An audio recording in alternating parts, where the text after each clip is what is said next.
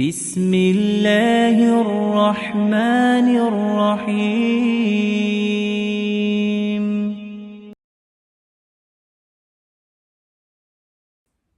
അസ്സലാമു അലൈക്കും വറഹ്മത്തുള്ളാഹി വബറകാതുഹു. ഞാൻ തുടങ്ങുന്നതിന് മുമ്പ് ചില കാര്യങ്ങൾ മനസ്സിലാക്കിയിട്ട് മുന്നോട്ട് പോകാം. ഒന്നാമതായിട്ട് എന്താണ് പ്രകാശവർഷം എന്നുള്ളത്. ലൈറ്റ് ഒരു സെക്കൻഡിൽ 3 ലക്ഷം കിലോമീറ്റർ സഞ്ചരിക്കും. ഒരു വർഷം തുടർച്ചയായിട്ട് ഇൻട്രസ്റ്റെല്ലർ സ്പേസിലൂടെ പ്രകാശം സഞ്ചരിക്കുകയാണെങ്കിൽ 9.46 ട്രില്യൺ കിലോമീറ്റർ സഞ്ചരിക്കും. അത്രയും ദൂരത്തിന് പറയുന്ന പേരാണ് പ്രകാശവർഷം അഥവാ ലൈറ്റ് ഇയർ എന്നുള്ളത്. ഇത് എന്തിനാണ് ഉപയോഗിക്കുന്നത്?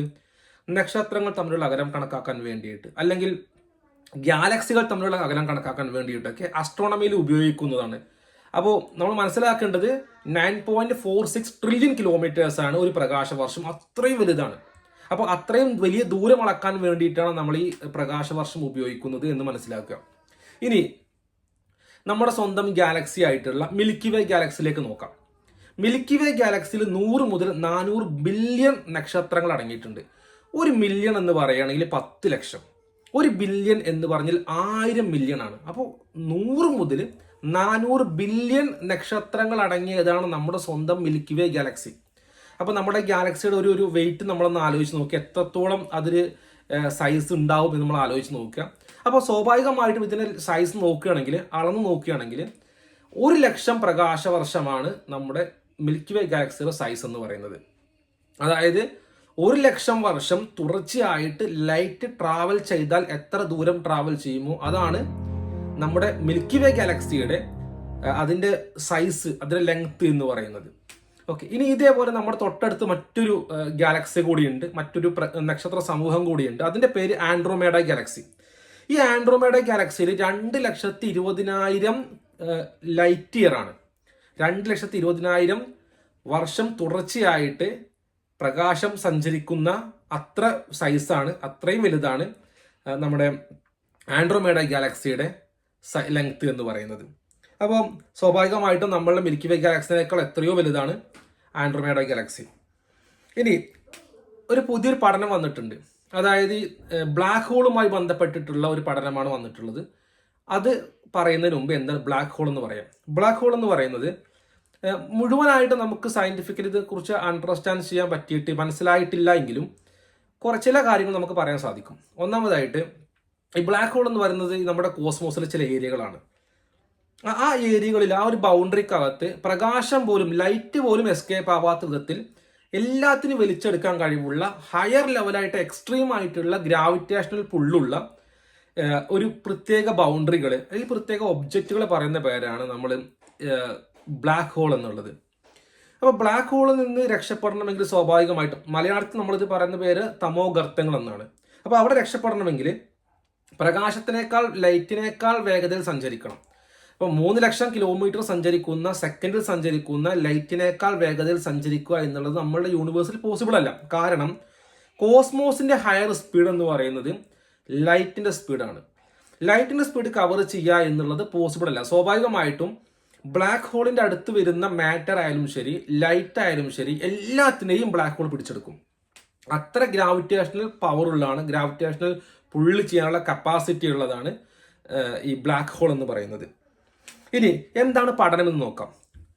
ഈ ബ്ലാക്ക് ഹോളിൽ നിന്ന് ചില ബ്ലാക്ക് ഹോൾ ജെറ്റുകൾ പുറത്തു വരുന്നതായിട്ട് കാണാൻ സാധിക്കും. ഇത് ഒരുപാട് ബ്ലാക്ക് ഹോൾ ജെറ്റുകൾ നമ്മൾ കണ്ടെത്തിയിട്ടുണ്ട്.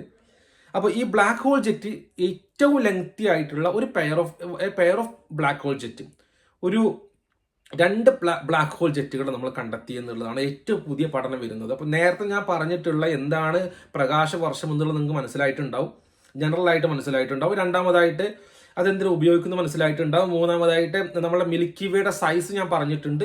മിൽക്കി വേ ഗാലക്സിയുടെ സൈസ് 1 ലക്ഷം പ്രകാശവർഷമാണെന്ന് പറഞ്ഞിട്ടുണ്ട്. ഇതെല്ലാം നമ്മളെ മനസ്സിലേക്ക് വരുന്നുണ്ട്.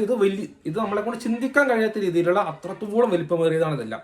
സ്വാഭാവികമായിട്ട് നമുക്കൊരു ഐഡിയ കിട്ടിയാൽ മതി. ഇനി അടുത്ത വിഷയത്തിലേക്ക് കടക്കാം. അതായത് ഞാൻ പറഞ്ഞ പോലെ ഈ ബ്ലാക്ക് ഹോൾ ജെറ്റുകൾ, ഏറ്റവും നീളം കൂടി 2 ബ്ലാക്ക് ഹോൾ ജെറ്റുകൾ കണ്ടെത്തി എന്നുള്ളതാണ്. ഓക്കെ, അപ്പോൾ നമ്മൾ എന്താണ് ഈ ബ്ലാക്ക് ഹോൾ ജെറ്റ് അല്ലെങ്കിൽ പ്ലാസ്മ ജെറ്റ് എന്ന് നോക്കാം. അതായത് ഇൻക്രെഡിബിളി പവർഫുൾ ആയിട്ടുള്ള, അത്രത്തോളം പവറുള്ള നാരോ ബീംസ്, അതായത് വളരെ നേർത്ത രീതിയിലുള്ള എനർജി ഷൂട്ട് ചെയ്യപ്പെടുന്നുണ്ട് ഈ ബ്ലാക്ക് ഹോളിൽ നിന്ന്.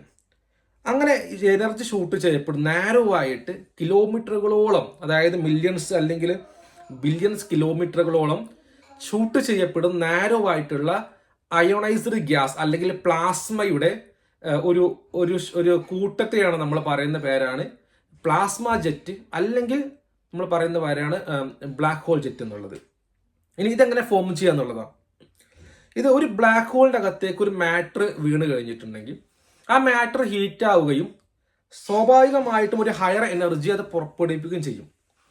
ഈ ഹയർ എനർജി അത് നാരോ ബീംസ് ആയിട്ട്, വളരെ നേർത്ത ബീമായിട്ട് ബ്ലാക്ക് ഹോളിന്റെ പോൾസിലൂടെ പുറത്തോട്ട് തെറിക്കുന്നു. ഇതാണ് സംഭവിക്കാറുള്ളത്. ഇനി ഈ ബ്ലാക്ക് ഹോൾ ജെറ്റുകളുടെ അല്ലെങ്കിൽ പ്ലാസ്മ ജെറ്റുകളുടെ ക്യാരക്ടറിസ്റ്റിക്സ് എന്താ നോക്കാം. ഒന്നാമതായിട്ട് ഞാൻ നേരത്തെ പറഞ്ഞ പോലെ എക്സ്ട്രീംലി ഹോട്ടാണ്, ഹൈലി എനർജറ്റിക് ആണ്. ഇനി ഇത് ഉണ്ടാക്കപ്പെട്ടിട്ടുള്ളത് അയോണൈസ്ഡ് ഗ്യാസ് ആണ്. അതായത് അയോണൈസ്ഡ് ഗ്യാസ് എന്ന് പറയുന്നത് പ്ലാസ്മ അല്ലേ, നമ്മളെ എനർജി, ആ എനർജിയാണത്. അതേപോലെ തന്നെ ഇത് ലൈറ്റിന്റെ വേഗതയോട് അടുത്ത വേഗതയിൽ, ലൈറ്റിനോട് അടുത്ത വേഗതയിൽ സഞ്ചരിക്കും. നമുക്കറിയാം ഏറ്റവും സ്പീഡ് കൂടിയത്, ഏറ്റവും ഹയർ സ്പീഡ് എന്ന് പറയുന്നത് കോസ്മോസിലെ ലൈറ്റാണ്. ലൈറ്റിനെ മറികടക്കാൻ സാധിക്കില്ല. സ്വാഭാവികമായിട്ടും ലൈറ്റിനോട് ചേർന്ന, ലൈറ്റിനോട് അടുത്ത് നിൽക്കുന്ന വേഗതയിൽ സഞ്ചരിക്കാൻ സാധിക്കും. പിന്നെ മില്യൺസ് അല്ലെങ്കിൽ ബില്യൺസ് കിലോമീറ്റേഴ്സ് അതിന് ലെങ്ത് ഉണ്ടാവും എന്നുള്ളതാണ്. ഒരു എക്സാമ്പിൾ പറയുകയാണെങ്കിൽ ഒരു ഗാലക്സി ഉണ്ട്, M87 ഗാലക്സി ഉണ്ട്. അതിന്റെ സെന്ററിൽ ഒരു ബ്ലാക്ക് ഹോൾ ആണ്. അപ്പൊ നമ്മളുടെ മിൽക്കി വേ സെന്ററിലും ഒരു ബ്ലാക്ക് ഹോൾ ആണ്. ഇതേപോലെ M87 എന്ന് പറയുന്ന ഒരു ഗാലക്സിയുടെ സെന്ററിൽ ഒരു ബ്ലാക്ക് ഹോൾ ഉണ്ട്. അവിടെ നിന്നൊരു ബ്ലാക്ക് ഹോൾ ജെറ്റ് അല്ലെങ്കിൽ പ്ലാസ്മ ജെറ്റ് പുറത്തോട്ട് വരുന്നുണ്ട്. അതിന്റെ സൈസ്, അതിന്റെ ലെങ്ത് എന്ന് പറയുന്നത് 5000 ലൈറ്റ് ഇയേഴ്സ് ആണ്. 5000 പ്രകാശ വർഷമാണ് ഈ ഒരു M87 എന്ന് പറയുന്ന ഗാലക്സിയുടെ സെന്ററിലുള്ള ബ്ലാക്ക് ഹോൾ പുറത്തുവിടുന്ന പ്ലാസ്മ ജെറ്റിന്റെ ലെങ്ത്. ഇനി ഈ ബ്ലാക്ക് ഹോൾ ജെറ്റ് അല്ലെങ്കിൽ പ്ലാസ്മ ജെറ്റിന്റെ ഉപയോഗങ്ങൾ എന്തൊക്കെയാണെന്നുള്ളത്, ഇമ്പോർട്ടൻസ്, ഇതൊക്കെ തമാശയായിട്ട് ഉണ്ടായതാണ്. വെറുതെ കാര്യമില്ലാതെ ചുമ്മാ കുറെ ബ്ലാക്ക് ഹോൾ ജെറ്റുകളൊക്കെ പ്രപഞ്ചത്തിൽ ഉണ്ടാവുന്നു എന്നുള്ളതാണോ? അല്ല, എല്ലാത്തിനും ഓരോ കാരണങ്ങളുണ്ട്. സ്വാഭാവികമായിട്ട് ഇതിനെ കൊണ്ടുള്ള ഉപയോഗം എന്താണെന്ന് നോക്കുകയാണെങ്കിൽ ഈ ഗാലക്സികളുടെ ഗ്രോത്തിനെ കൺട്രോൾ ചെയ്യാൻ വേണ്ടിയിട്ട് ഇത് സഹായിക്കുന്നുണ്ട്. അതേപോലെ തന്നെ സ്റ്റാറിന്റെ ഫോർമേഷന് സഹായിക്കുന്നുണ്ട്. ഏറ്റവും പുതിയ പഠനങ്ങൾ അനുസരിച്ച് നോക്കുകയാണെങ്കിൽ യൂണിവേഴ്സിന്റെ, നമ്മളുടെ ഈ പ്രപഞ്ചത്തിന്റെ ഷെയ്പ്പിങ്ങിന് വരെ സഹായിക്കുന്നുണ്ട് എന്നുള്ളത് കാണാൻ സാധിക്കും. അപ്പൊ അതിലേക്കാണ് ഞാൻ അടുത്തായിട്ട് വരുന്നത്. ഞാൻ നേരത്തെ പറഞ്ഞ പോലെ ഏറ്റവും ലെങ്തി ആയിട്ടുള്ള പ്ലാസ്മ ജെറ്റുകൾ കണ്ടെത്തി എന്നുള്ളത്, ബ്ലാക്ക് ഹോളിൽ നിന്ന് പുറത്തു വരുന്ന പ്ലാസ്മ ജെറ്റുകൾ കണ്ടെത്തി എന്നുള്ളതാണ് പുതിയ പഠനം കൊണ്ടുവരുന്നത്. അപ്പോൾ ഇതിൽ നമ്മൾ പറയുന്ന പേര്, ഈ ഒരു പ്ലാസ്മ ജെറ്റ്, ഒരു പെയർ ഓഫ് പ്ലാസ്മ ജെറ്റിന് കൊടുത്ത പേര് പോർഫൈറിയോൺ എന്നുള്ളതാണ്. അതിന്റെ ലെങ്ത് എന്ന് പറയുന്നത് 23 മില്യൺ പ്രകാശവർഷമാണ്. 1,00,000 പ്രകാശവർഷമാണ് നമ്മളുടെ മിൽക്കി വേ ഗാലക്സിയുടെ വലിപ്പം എന്ന് പറയുകയാണെങ്കിൽ, ഇതിന്ന് പുറത്തു വരുന്ന പ്ലാസ്മ ജെറ്റിന്റെ ലെങ്ത് എന്ന് പറയുന്നത് 23 മില്യൺ പ്രകാശവർഷമാണ്. അതായത് 100 മുതൽ 400 ബില്യൺ നക്ഷത്രങ്ങളെ അടങ്ങിയിട്ടുള്ള 1,00,000 പ്രകാശവർഷം സൈസ് ഉള്ള, അത്രത്തോളം ലെങ്ത് ഉള്ള നമ്മളുടെ സ്വന്തം മിൽക്കി വേ ഗാലക്സി. ആ മിൽക്കി വേ ഗാലക്സി 140 എണ്ണം ഒന്നിന് പിറകെ ഒന്നായി വെച്ചാൽ മാത്രമേ ഈ ഒരു പ്ലാസ്മ ജെറ്റിന്റെ ലെങ്ത് എത്തുകയുള്ളൂ. അത്രയും വലുത്, നമ്മളെ കൊണ്ട് ചിന്തിക്കാൻ പോലും സാധിക്കാത്ത അത്രയും ലെങ്തി ആയിട്ടുള്ളത് ഒന്നാണ് നമ്മളിപ്പോൾ കണ്ടെത്തിയിട്ടുള്ള ഈ പ്ലാസ്മ ജെറ്റ് അല്ലെങ്കിൽ ഈ ബ്ലാക്ക് ഹോൾ ജെറ്റ് എന്ന് പറയുന്നത്. ഇനി ഇത് കണ്ടെത്താൻ സഹായിച്ചിട്ടുള്ളത് ലോഫാർ എന്ന് പറയുന്ന റേഡിയോ ടെലിസ്കോപ്പാണ്. അതേപോലെ തന്നെ ഇത് കണ്ടെത്തിയത് ഒരു റേഡിയോ ആക്റ്റീവ് ആയിട്ടുള്ള ഒരു ബ്ലാക്ക് ഹോൾ എന്ന് കണ്ടെത്തിയിട്ടുള്ളത്. ഇനി ഇതിന്റെ ഏജിനെ കുറിച്ച് പറയുകയാണെങ്കിൽ ഇതിന്റെ ഏജ് 13. ഇപ്പം നമ്മളുടെ യൂണിവേഴ്സിന് പ്രായം എന്ന് പറയുന്നത് 13.8 ബില്യൺ ഇയേഴ്സ് ആണ്. നേരെ മറിച്ച് ഈ ഒരു കണ്ടെത്തിയിട്ടുള്ള ബ്ലാക്ക് ഹോൾ ജെറ്റിന്റെ ഏജ് എന്ന് പറയുന്നത് 6.3 ബില്യൺ ഇയേഴ്സ് ആണ്. അതായത് നമ്മളുടെ യൂണിവേഴ്സ് ഒരു പകുതി പ്രായമായ സമയത്ത് തന്നെ ഈ ഒരു ബ്ലാക്ക് ഹോൾ ജെറ്റ് ഉണ്ടായിട്ടുണ്ട് എന്നുള്ളതാണ്. അപ്പോൾ സ്വാഭാവികമായിട്ട് നമുക്കിപ്പോൾ ചിന്തിച്ചാൽ മനസ്സിലാകാൻ സാധിക്കും, ഒരു നമ്മുടെ യൂണിവേഴ്സ് ഒരു അരപ്രായം, ഒരു കുഞ്ഞായിരിക്കുന്ന സമയത്ത് തന്നെ ഇത് ഉണ്ടായിട്ടുണ്ടെങ്കിൽ സ്വാഭാവികമായിട്ടും യൂണിവേഴ്സിന്റെ ഷേപ്പിങ്ങുമായിട്ട് എന്തൊരു ബന്ധം ഉണ്ടാവാൻ സാധ്യതയുണ്ട് എന്നുള്ളതും, അതുമായി ബന്ധമുണ്ട് എന്ന രീതിയിലാണ് പുതിയ പഠനങ്ങൾ വരുന്നത്. ഇതൊന്ന് മനസ്സിലാക്കാൻ സാധിക്കുന്നത് സ്വാഭാവികമായിട്ടും യൂണിവേഴ്സിന്റെ ഷേപ്പിങ്ങുമായിട്ട് എന്തെങ്കിലും ബന്ധം ഈ പ്ലാസ്മ ജെറ്റിന് അല്ലെങ്കിൽ ബ്ലാക്ക് ഹോൾ ജെറ്റിന് ഉണ്ട് എന്നുള്ളത് തന്നെ വിശ്വസിക്കുന്നത്. ഇനി ഇതിന്റെ എനർജി നോക്കുകയാണെങ്കിൽ, എനർജിയുടെ നമ്മൾ നോക്കുകയാണെങ്കിൽ ഒരു 100 മുതൽ 400 ബില്യൺ നക്ഷത്രങ്ങൾ അടങ്ങിയിട്ടുള്ള ഗാലക്സി മിൽക്കി വേ 140 എണ്ണം അടുക്കി വെക്കണം എന്ന് പറഞ്ഞു. അത്രത്തോളം ലെങ്ത് ഉണ്ടെന്ന് പറഞ്ഞു. ട്രില്യൺസ് ഓഫ് സൂര്യന് കൂട്ടിച്ചേർന്ന് അതിന് എത്ര എനർജി പുറത്തുവിടും, അത്രയും പവർഫുൾ ആണ് നമ്മളിപ്പോൾ കണ്ടെത്തിയിട്ടുള്ള ബ്ലാക്ക് ഹോൾ ജെറ്റ് എന്ന് പറയുന്നത്. ഓക്കെ, അപ്പോൾ നമ്മൾ ഒരു ചെറിയ ഹദീസ് കൂടി നമ്മൾ ആലോചിക്കാം. അള്ളാഹുവിന്റെ റസൂല് പറയുന്നുണ്ട്, അള്ളാഹുവിന്റെ അർശ് എന്ന് പറയുന്നത് അല്ലെങ്കിൽ അതുമായിട്ട് നമ്മൾ കമ്പയർ ചെയ്യുമ്പോൾ, അതുമായിട്ട് നമ്മളുടെ യൂണിവേഴ്സിനെ കമ്പയർ ചെയ്യുമ്പോൾ, നമ്മൾ ഈ കാണുന്ന ഈ പ്രപഞ്ചത്തെ മൊത്തം കമ്പയർ ചെയ്യുമ്പോൾ, പ്രപഞ്ചത്തെ കംപ്ലീറ്റ് യൂണിവേഴ്സിനെ നമ്മളൊരു മോതിരമായിട്ട് കൺസിഡർ ചെയ്തിട്ട് ഒരു മരുഭൂമിയിൽ കൊണ്ടുപോയിട്ടാൽ ആ മരുഭൂമിയുടെ അത്ര സൈസ് ആയിരിക്കും അള്ളാഹുവിന്റെ അർശ്.